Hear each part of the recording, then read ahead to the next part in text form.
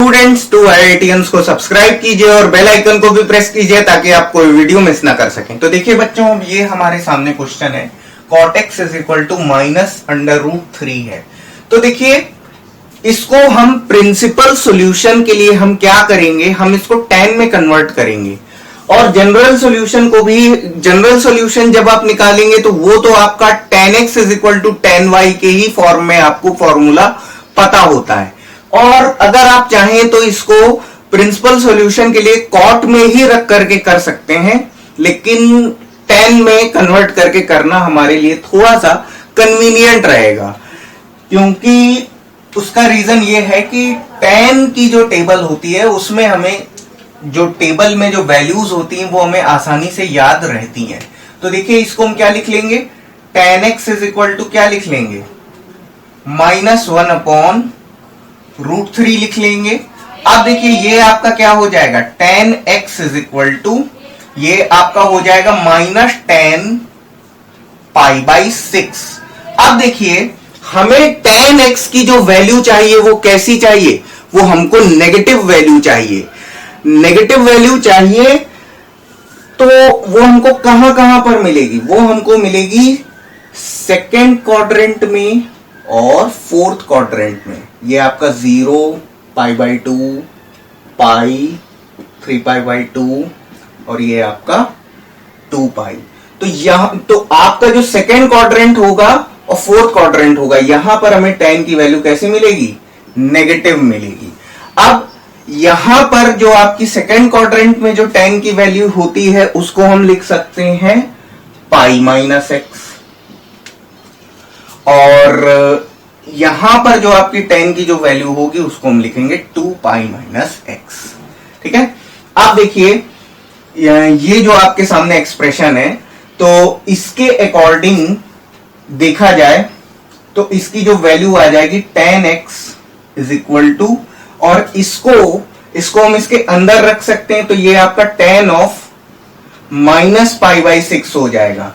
Easily tan की जो value है वो क्या आ जाएगी, -π/6 आ जाएगी, जिसको हम प्रिंसिपल सॉल्यूशन के अंदर हम शामिल नहीं कर सकते हैं, क्योंकि प्रिंसिपल सॉल्यूशन के अंदर जो भी वैल्यू आनी चाहिए वो हमारी पॉजिटिव वैल्यू आनी चाहिए, क्योंकि जो आपका जो इंटरवल होता है x बिलोंग्स टू 0 to 2π, और इस इंटरवल में आपकी कोई भी वैल्यू आपकी नेगेटिव नहीं आ सकती है। इसलिए प्रिंसिपल सॉल्यूशन में कभी भी negative value, negative angle provide हम नहीं करेंगे।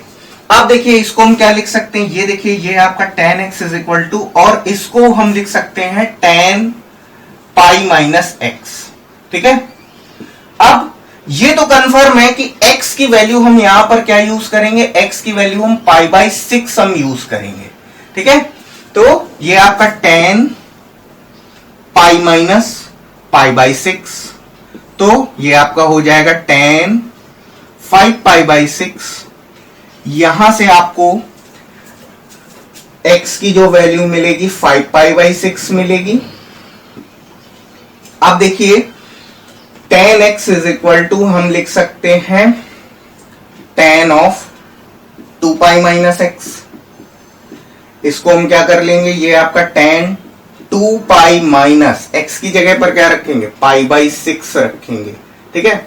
तो π/6 जब हम रखेंगे तो ये आपका सॉल्व हो करके क्या आ जाएगा, ये आपका tan ऑफ 11π/6। ठीक है, 11π/6। तो ये आपका क्या हो जाएगा, यहां से आपको x इज इक्वल टू मिल जाएगा 11π/6। ठीक है।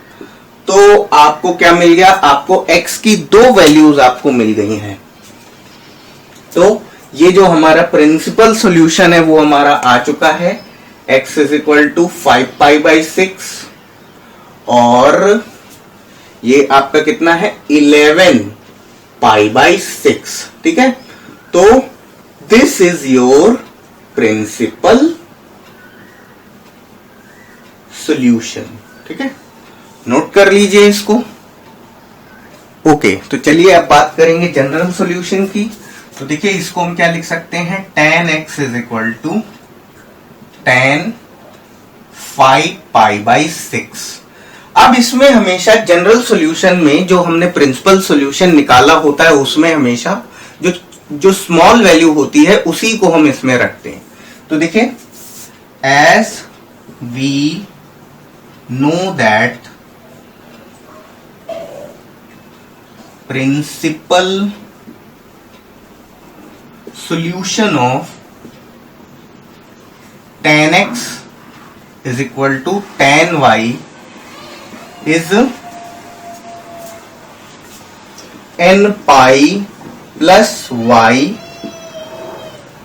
for all n belongs to integer। ठीक है, अब यहां से अगर हम निकालेंगे, अगर हम जनरल सॉल्यूशन की बात करें तो यहां पर x की वैल्यू कितनी आ चुकी, 5π/6। तो जो आपका जनरल सॉल्यूशन हो जाएगा n पाई प्लस 5π/6। ठीक है, तो for all n belongs to integer. ठीक है, दिस इज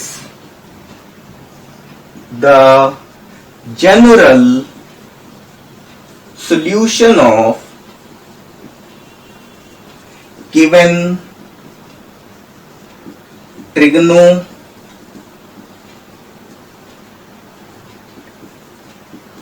equation। नोट कर ली।